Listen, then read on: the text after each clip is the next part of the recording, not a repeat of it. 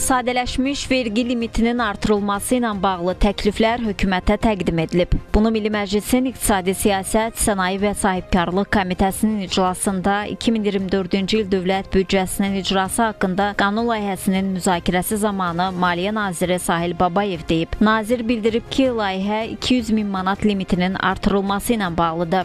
Vurğulayım ki, biz bunun üzərində işimizi artıq aparmışıq. Hal-hazırda hökumətdə müzakirə olunan layihələrdən biri məhz 200 min manat limitinin artırılmasıdır. Orada yeni mexanizm təklif edirik. Təklif edirik ki, sadələşmiş vergi limitinin əgər düzdür, bu rəqəmlər hələlik indikativdir, layihə şəklindədir. Təsdiq olunduqdan sonra hökumət tərəfindən yekun olaraq bu rəqəmlər daha dəqiqləşəcəkdir. Amma biz bəlli nisbətlər qoymuşuq ki, əgər öz dövriyyəsinin bəlli bir hissəsini nağdsız əməliyyatla icra edirsə, sadələşmiş vergi ödəyicisi, onda onun limiti ən az 50% qaldırılır.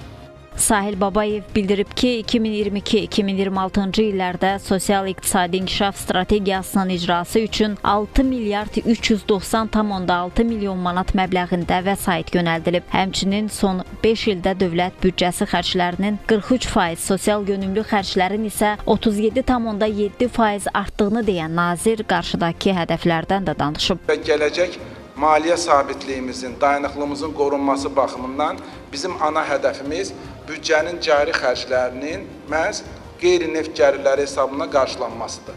24-cü ildə bizim bu göstəricimiz 90% olubdur.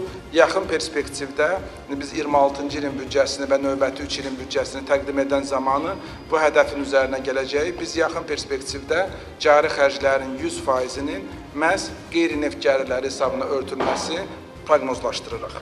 Nazir həmçinin qeyd edib ki, ödənişli xidmət göstərən publik hüquqi şəxslərin dövlət büdcəsindən maliyyələşməsi məhdudlaşdırılmalıdır. Bu barədə hökumətin tapşırığı da var və aktiv iş aparılır. Şəhla Poladova, Vüsal Cəfərov, Xəzər xəbər.